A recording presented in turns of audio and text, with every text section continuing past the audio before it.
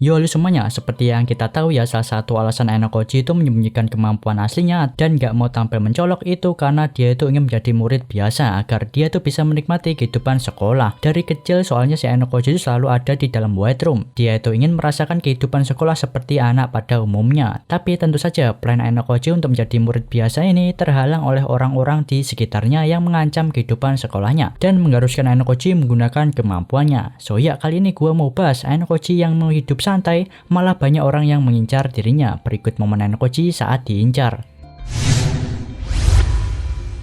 Untuk art pertama di awal-awal yang ngincar Ainokoji itu adalah Riwen ya. Riwen itu mencari orang yang bermain di balik layar di dalam kelas D pada saat itu. Tidak lain dan tidak bukan dalang di dalam kelas D itu adalah si Ainokoji. Ainokoji pun sengaja membuat panggung di mana Kei yang jadi umpan kecohannya mengumpulkan Riwen serta semua bawahannya dan Ainokoji mendatangi mereka. Alhasil Riwen and the gang itu nggak bisa berkutik di sana. Ainokoji melawan Riwen dengan kekerasan yang Riwen suka. Ya, setelah masalah Ainokoji dan Riwen selesai, mereka itu gencatan senjata sementara. Ainokoji bisa sekolah dengan tenang tanpa gangguan dari Riwen selama beberapa waktu. Tapi setelah masalahnya dengan Riwen selesai, ada ayahnya yang datang ke sekolahan. Awal sekolah sih Ainokoji itu bisa hidup damai ya. Tapi setelah kedatangan ayahnya ke sekolah elit yang menyuruh Ainokoji untuk keluar dari sekolah elit dan kembali ke white room, kehidupan Ainokoji itu mulai terancam dari sana. Ayano Papa itu berniat untuk membawa Ainokoji kembali ke white room dengan cara apapun. Ainokoji sendiri itu udah menduga kalau dirinya itu nggak akan bisa kabur maupun lari dari ayahnya. Tapi biarpun dia nggak bisa lepas dari ayahnya, setidaknya dia itu ingin menikmati kehidupan sekolah selama 3 tahun terakhirnya. Ayano Papa mengirim Sukishiro. Sukishiro itu berhasil menyabotase sekolah elit selama beberapa bulan, mengisi posisi sebagai direktur sementara menggantikan Dewan Sakayanagi. Sukishiro disuruh oleh Ayano Papa untuk membawa Ainokoji kembali ke white room, entah itu dengan cara di drop out ataupun dengan cara yang kasar. Plus Ayano Papa itu memasukkan 2 anak white room ke sekolah elit untuk mendukung Sukishiro. Ya, Sukishiro yang punya jabatan di sekolah elit tersebut mulai membuat beberapa ujian yang merugikan Ainokoji. Mulai dari Sukishiro yang membuat Ainokoji kalah saat duel catur di ujian kenaikan ya. Awalnya Ainokoji itu punya protect point ataupun poin perlindungan. Dia dapat itu di ujian voting kelas sebelumnya. Nah, untuk rencana awal Sukishiro itu adalah menghilangkan protect point yang Ainokoji miliki itu. Lalu setelahnya Sukishiro yang turun tangan sendiri memaksa Ainokoji keluar di ujian pulau dengan cara di drop out. Dia itu mengeroyok Ainokoji 2 versus 1. Sukishiro dibantu oleh Mashima Sensei. Dan untungnya di sana itu ada Kiriwen Senpai juga yang ngebantu Ainokoji. Jadi Ainokoji itu bisa menahannya. Dan tidak hanya sampai di situ, jauh sebelumnya Sukishiro itu pernah membuat sayembara untuk mengeluarkan Ainokoji. Nah, di sini Sukishiro itu collab sama ketua OSIS Nagumo agar sayembara ini terlaksana. Mereka memberikan sayembara ini ke beberapa murid tahun pertama. Ya, untuk awalnya seperti yang ada di pic ini ya. Keenam murid tahun pertama ini adalah peserta sayembaranya. Dari kiri ada Nanase, Housen, Amasawa, Yagami, Tsubaki, dan Otomiya. 2 orang di antara mereka itu adalah impostor dari white room. Sukishiro itu menjanjikan jika ada yang bisa mengeluarkan Ainokoji dari sekolah ataupun mendropot dengan cara apapun itu, maka murid tersebut akan dapat 20 juta poin pribadi. Gara-gara sayembara itu, Ainokoji itu harus menerima luka tusukan di tangannya saat awal tahun ajaran baru di tahun keduanya. Saat itu Housen dan Amasawa itu kerjasama untuk menjebak Ainokoji ya. Amasawa itu mengambil pisau dapur milik Ainokoji dan tugas Housen selanjutnya itu adalah menusukkan pisau milik Ainokoji tersebut ke dirinya untuk memberikan tuduhan palsu gitu ceritanya. Kalau Ainokoji telah menusuk dirinya karena pada pisau itu bisa dilacak sidik jarinya ya. Ya, jadi Housen dan Amasawa itu merencanakan untuk memberikan tuduhan palsu ke Ainokoji. Tapi sayangnya Ainokoji itu sudah membaca rencana busuk mereka ya. Dan sebelum Housen menusuk pisau ke kakinya sendiri, Ainokoji itu menahannya dengan tangannya. Housen berhasil di counter di sana, tapi ya sebagai baliknya tangan Ainokoji itu sempat bolong ya di sana. Untuk murid tahun pertama lain seperti Yagami itu main belakang dengan cara memanipulasi Kushida dari belakang, mengendalikan Kushida agar Kushida itu menusuk Ainokoji dari belakang. Sebenarnya Yagami juga itu mau memanipulasi Sato juga, tapi untungnya Sato itu nggak berpengaruh. Nah, Kushida dari awal itu memang ada niatan untuk mengeluarkan Ainokoji. Alasannya karena Ainokoji itu sudah melihat sisi lainnya. Plus Ainokoji juga itu tahu masa lalu dirinya. Yagami yang melihat celah dari hubungan Kushida dan Ainokoji itu, dia tuh berakting sebagai adik kelasnya Kushida untuk menggunakan Kushida.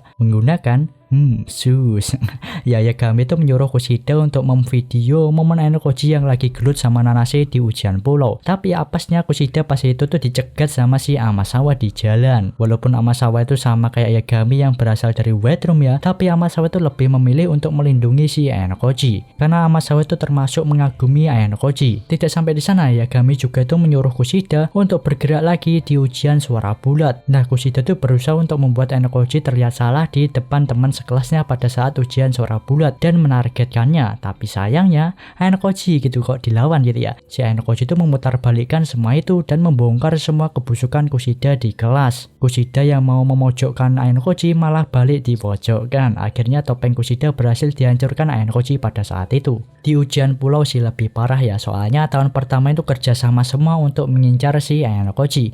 Kenapa bisa gitu? Ya sebenarnya nggak semua tahun pertama itu tahu ya tentang sayembara 20 juta poin untuk mengeluarkan si Enokoji. Setidaknya ada satu orang penting di setiap kelas tahun pertama yang tahu sayembara itu.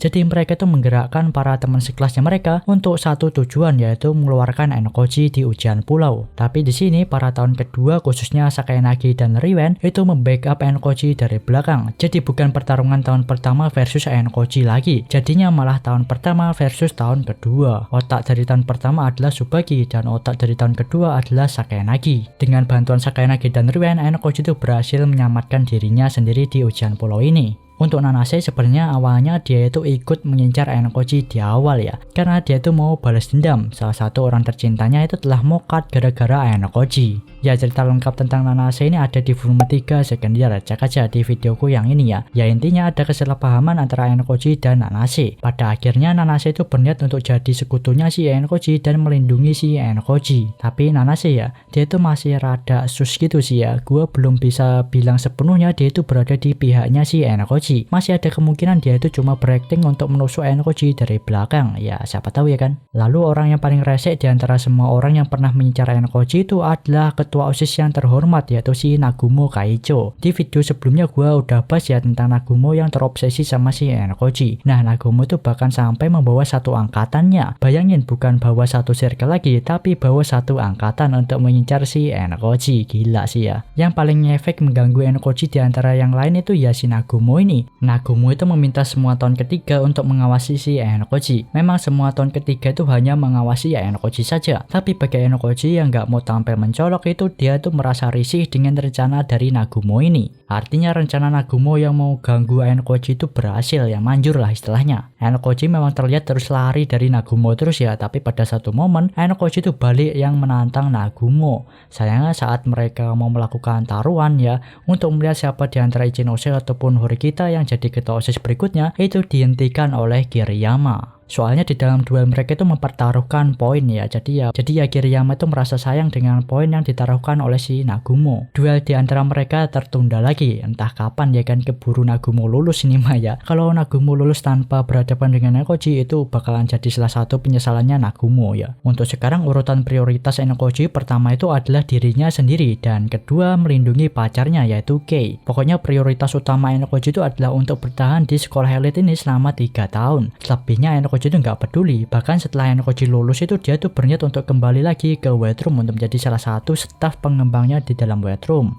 Salah satu orang berjasa sampai membuat Enokoji ada di titik ini itu adalah Matsuo. Selain keinginannya untuk diri sendiri untuk bertahan ya, Enokoji juga itu akan bertahan di sekolah ini demi Matsuo. Buat yang lupa, Matsuo itu salah satu kepala pelayan di White Room ya, yang membantu Enokoji kabur dulu dari White Room. Respect for Matsuo. Mari kita lihat apakah Kinugasa Sensei membuat Enokoji bertahan di sekolah selama kelulusan atau enggak ya. Yaitu tadi dia momen Enokoji yang mau hidup damai di sekolah tapi malah jadi inceran banyak murid dan beberapa orang dari luar. Kalau ada koreksi dan tambahan silahkan komen aja di bawah dan sampai jumpa di next video. Bye bye.